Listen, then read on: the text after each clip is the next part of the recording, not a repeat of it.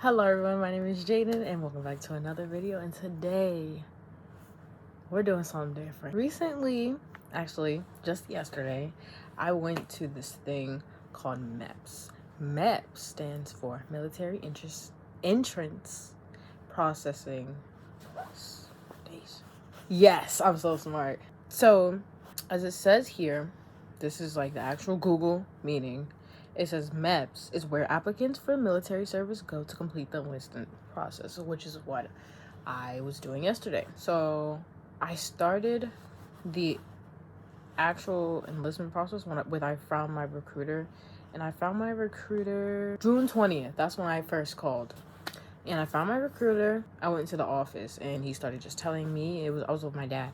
He was just telling me everything about the military that I need to know. He told me about the test, the ASVAB, which is a test that you have to take in order to determine your score for the job you can have. I got a 61, so that's above average. I don't get access to all jobs, but I get access to most jobs.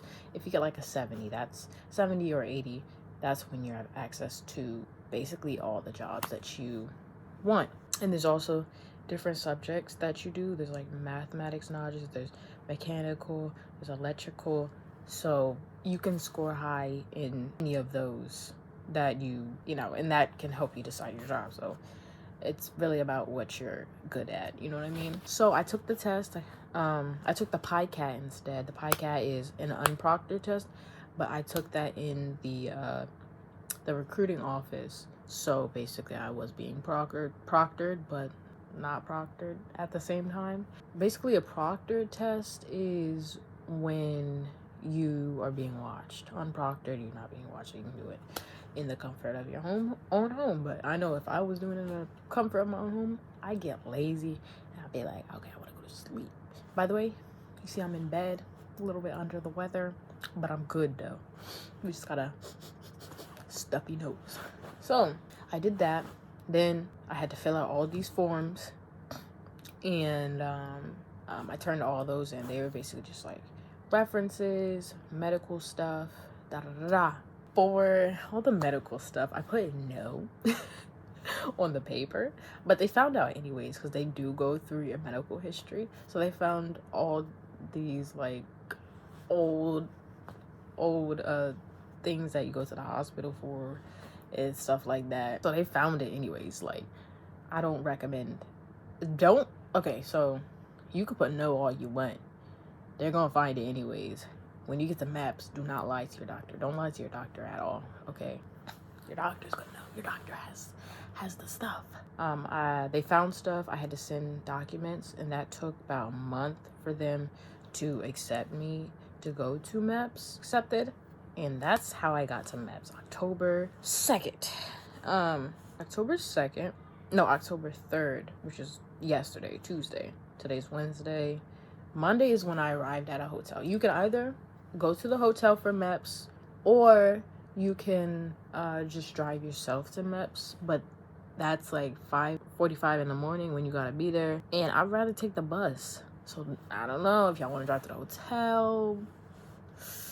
Like, that's up to you, dog. So that same day, the 1st, I got a briefing with my recruiter, and he was just telling me just everything that I'm gonna do at MEPS. The hotel was nice. Like, I feel like once I go back, I think I'll have a little bit more fun about. But anyways, I got to the hotel. Check-in was at 3 to 5. I got there maybe like 4:30. I see just one other guy, and he's there for the military. I asked him, I was like, are you here for the military? He was like, there's like this specific room that we had to stand at and wait for the host, this lady. She wasn't part of the military, but she I think is just host for the hotel for the military kind of program thing for the hotel, you know? It's called BOH. All these people started piling in. I'm gonna say it was like, there's me and a guy, and then it was like 10 other people that came in. She finally tells us, she's like, 1 second, and she finally tells us to go into the room. We sat down. There's these yellow pieces of paper just explaining what MEPS is, and we sat down on the chairs and we wait for our briefing. Then she gives us the briefing, just tells us what's gonna happen at MEPS, and tells about the hotel and stuff like that. So it's about meals, about curfew. Curfew was 9:30. We had another briefing at 8:30. This is what she was telling us. We had to wake up. We get a wake up call for 4:15, 4:45. We gotta be downstairs in the morning. And the bus comes at 5:15. So, yeah, I remembered everything. Just telling. This is the briefing. We get our IDs out, our recruiter's number and stuff, and then we go get our keys, go to our room. My room was nice, so I'm gonna insert like a little clip here. Everybody gets a roommate. I'm here. This is a nice hotel though. I'm not gonna lie, I'm not gonna hold y'all. This is a real nice hotel. Just went through the first briefing. It was easy, like we didn't do anything. I'm dumb. Look what I got on. It's kind of dumb. So I called, asked my folks to bring me some shoes, and they're sweet, so they're bringing them. So yeah, I think I'm really gonna go to the gym or something. So yeah. Look at the mirror though. My roommate, she walked in 15 minutes later. She was nice. She was really nice. She was older than me. She was being shipped out actually, because there was like physical from MEPS, there's contract, which is I think people who had to get a waiver or something like that, and then there was a shippers. So I was in the physical, of course. So I get my roommate. Dinner started at 5. So as soon as we got out of the briefing, that's when dinner started. But I went maybe 5:30, and I met this girl. I ate dinner with her. For dinner they had salmon. I don't eat salmon, so salmon's not bad, right? Like I used to eat salmon all the time, but I feel like too much. Salmon, like when I say all the time, I mean all the time, maybe like every week. And not because I wanted to necessarily, just because that's what family was making and stuff. So yeah, it was salmon, it was Salisbury steak. I had the steak, and I don't really eat steak. I don't eat beef that much, but I ate it. It wasn't bad. It was real good. They had this rice. They had salad. I don't eat salad. Call me weird, but I'm just picky. And then there was green beans. Those green beans were muy delicious. It's very delicious. I had rice, green beans, and then the steak. That's all I ate because I was a little nervous. I think next time I go, I'm gonna eat what I want. Okay. That's when I went back upstairs. I just sat in my room for a second on my phone, called my dad. 8:30 comes the briefing. Basically, I go into that room where the briefing is, because she was briefing other people as soon as they got here, because not everybody got here at the same time. Go into the room. There's about 50 people in there. And I'm like, hold on. There's a lot of people. How many girls were in there? Like 10. I don't know. I felt like more girls were going to be there, but it's okay too. The boys were nice. They were being loud, just playing games and stuff. So they were having fun, and I don't blame them. So she gets us briefed again. She's just telling us our curfew, what time dinner's over, and she was basically the one that has to take care of us. She was like, if anybody didn't eat, you need to go downstairs and go eat some food. Again, telling us what MEPS is. It's kind of repetitive. So go back to my room, take my shower, clean my ears out, because that's a good idea. That's a good thing to do, because if your ears, this is what one of the girls was telling me. She said, if your ears are not clean, they can disqualify you for your ears not being cleaned out. And I was like, okay. So I got some mineral oil and put it in my ear, because you're not supposed to use Q-tips, guys. Don't use Q-tips in your ears. First of all, it could damage your eardrum. And then second of all, it could, it just pushes the wax in. So your ears are going to feel stuffed up. So use oil, and it softens the wax. So then over time, the wax will get soft, and then it would just like, loosen up and come out itself. The next day, we get me and my roommate, we were like, we're gonna get up at 4. So we got up at 4. I put my alarm on. She put her alarm on. They give us a call 4:15. I didn't even hear the phone ring. She picked it up. She said, I said, we didn't even get a phone call. She said, yeah, we did. I was like, oh, okay. well, I didn't hear it. She said, yeah, you were in the bathroom. I was like, oh, okay, cool. 4:45, we had to be downstairs. Me and my roommate, we got there down there like 4:39, 4:40. The elevator was taking forever, so we walked down to the second floor, and the stairs. I was like, oh, maybe we should use the stairs. It don't have a stairs all the way down to the first floor, so we had to wait for the elevator anyways. I'm just like, huh? And this breakfast, they had eggs, which I do not touch those powdered eggs. All I had was 2 pancakes. Yeah, they had pancakes. They had pork sausage, potatoes. Yeah, we're done eating. Then they're like, okay, when you're done eating, everyone go line up to the right side of the wall. And you're gonna need your ID out. You're gonna tell me your room number, and you're gonna tell me your last name. You're welcome. Thank you, ma'am. Like, that's the whole time. I was just, thank you, ma'am. Yes, ma'am. No, ma'am. No, sir. Yes, sir. Okay, sir. Thank you, sir. It's just the whole time. Like, you gotta be just like that, because you're representing not only yourself, but your recruiter as well. The bus didn't even feel real. I think it was because it was so early in the morning. Like, I remember part of the ride, but I barely remember the ride. Maybe it was like 20-30 minutes till we got, get on the bus. I sit next to my roommate, and we're going, I'm checking on her. I'm like, are you okay? Because I know she was shipping. So I was like, okay, I'm gonna make sure she's good. And plus she had a kid. So I was like, felt for her. So we get there and the bus. Then we see the sergeant. I've seen him before because, like, okay, so first time I went to MEPS was to take my PICAT verification. So you take the PICAT because it's unproctored. You have to take a verification test just to make sure you get the same score and you're not, like, cheating or anything. You can't get anything above that score that you got last time. But if you get anything below it, then I'm pretty sure you have to take the full ASVAB. And then you also have to take a personality test at the end of that test. So first time I went to MEPS, so stupid. In there with Crocs on, and I had totally forgot. To the hotel with Crocs on too, because I thought that I brought my regular shoes, so I had to had somebody bring my shoes for me. And the same Sergeant Martinez, that's his name. Are those the only shoes you have? And his voice boomed, Sergeant Martinez, because he is a drill instructor. He's like, are those the only shoes you have? It's like, yes, sir. And he was like, okay. What's your name? I was like, Jaden. He said, your last name. What are you trying to do, Sergeant? And then the guy next to me, he was like, he just looked at me, he was just like, you good?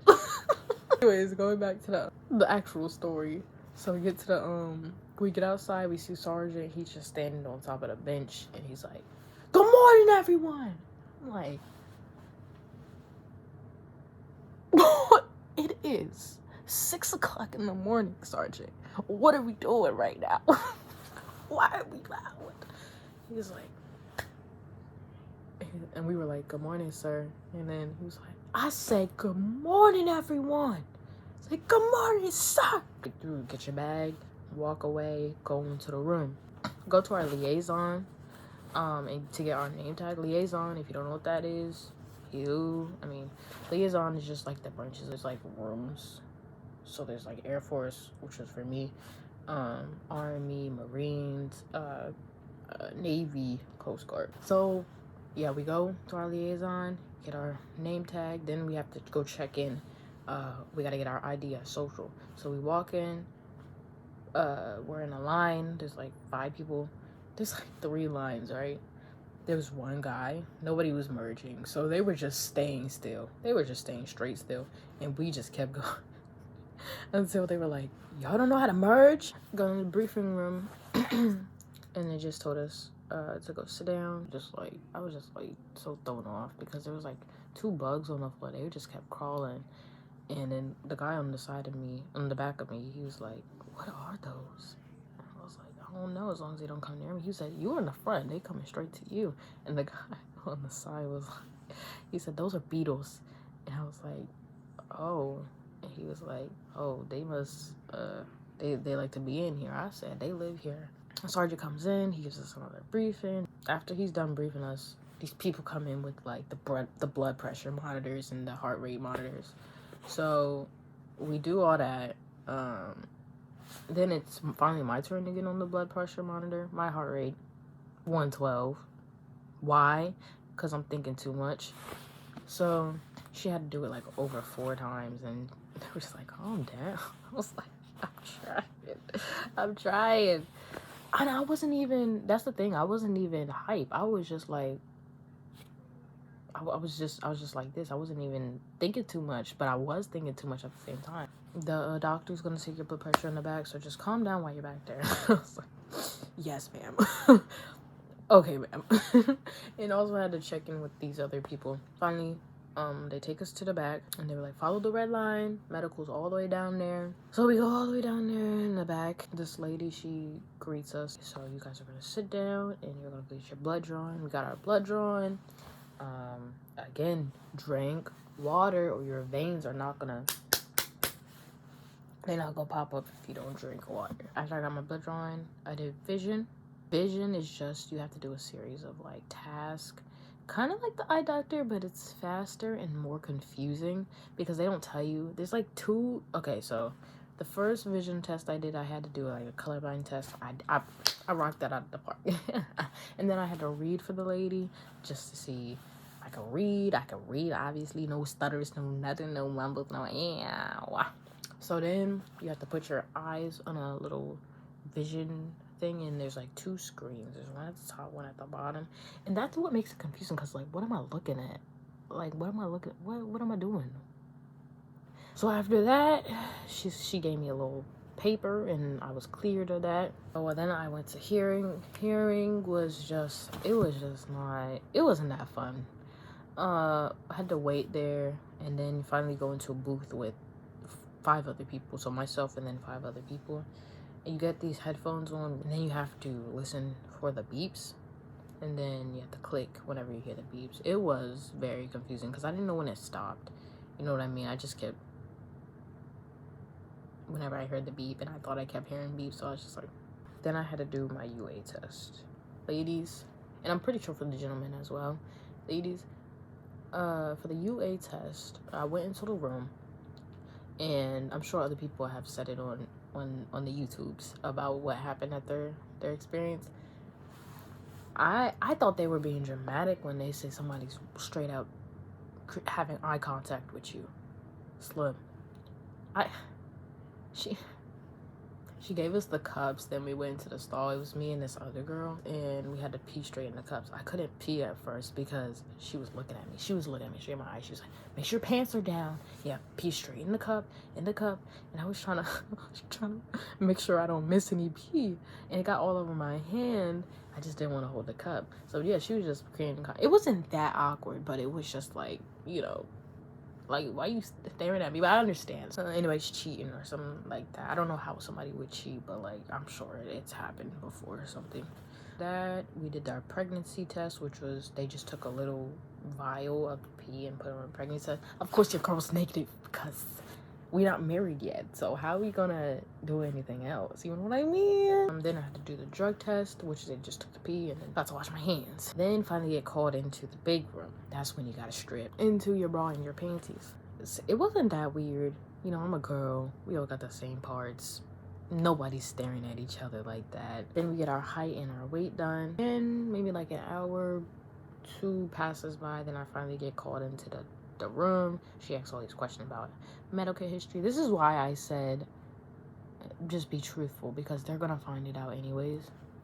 And then she starts doing the actual exam, where I have to get on the table, and you know, she looked, and you have to take off your actual like underwears, and you gotta like do a series of exercises. Like, she has to kick up your feet, like don't resist against her, and like your arms, and resist against her and stuff like that. So, and then she does take a quick peek at your genitals, but they did say that they were gonna do that. They're not gonna, like, you know, stick you or anything, ladies, and gentlemen, they're not gonna stick you or anything. They just beep beep.